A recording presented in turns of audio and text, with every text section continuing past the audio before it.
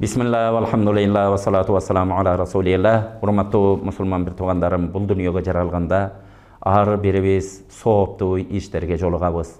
Бирок ошо сооптуу иштердин бардыгыбыз максатыбыз ушу сооптуу ишти кылайын, Алла Таалага жакындайын, ушу сооптуу ишти кылайын, менин бейишке барышыма ушу иш себепчи болсун. Ушу сооптуу ишти кылайын, ата-энемдин ыраазылыгын алайын, ата-энемдин ыраазылыгын алсам анан Кудай ыраазы болот деп бардыгыбыз мусулман болгондон кийин сооптуу иштерди ошондой ниеттер менен кылабыз. Алла Таалам кылган сооптуу иштерибизди кабыл кылсын.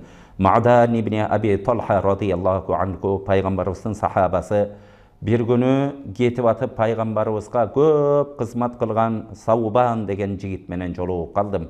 Ошол учурларда оюма ошо Саубан пайгамбарыбыздын дайыма жанында жүрдү. Ушундан bir суроо сурайынчы деп, бир тууганым, мага бир иш көрсөтчү, ошол ишти кылсам, ошол иш менин бейишке киришиме себепчи болсун деп айтсам, унчукпай отурду. Кайра экинчи жолу ошо суроомду сурадым, дагы унчуккан жок. Üçüncü жолу такып сураганымда ал жигит ушу кайрылып туруп, ушу сен сураган суроону мен пайгамбарыбыздан сурадым элем.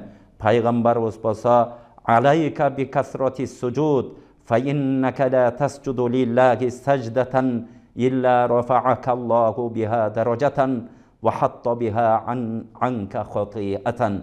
Пайгамбарыбыз саллаллаху алейхи ва саллям сен көп сежде кылгын.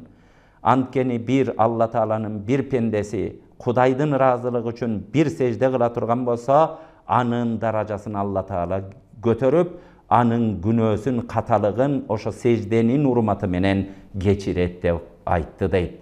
Урматтуу бир туугандар, ушул окуядан бардыгыбыз үлгү алып, көп secde кылганга аракет кылалы. Үйлөрүбүздө дайыма жайнамаз жайылып турсун. Уктоо бөлмөбүздө жайнамаз болсун, урматтуу бир тууган. Кел атканда мечиттерден кур өтпөйлү, Кудайга шүгүр азыр канчалаган остановка сайын мечиттер болуп атат. Ар бир мечитке кирип жок дегенде 2 рекеттен намаз окуйлу. Bir сүйүнүч кабар келдиби, дароо шүкүр намаз окуйлу. Bir кайгы кабар келдиби, хажат Алла Тааладан муктаждык намаз окуйлу. Тахажжуд намаз окуйлу, духа намаз окуйлу. Күнүмдүк 5 убакыт намаздарыбызды мечиттерге барып окуйлу. Үйлөрүбүздө намазга алыбыз жетпей атса дагы туруп даарат алып жиберип туруп 2 рекет намазга туруп, намаз менен эс алып, намаз менен рахаттанган күнгө Кудай Таалам ар бирибизди жеткирген болсун.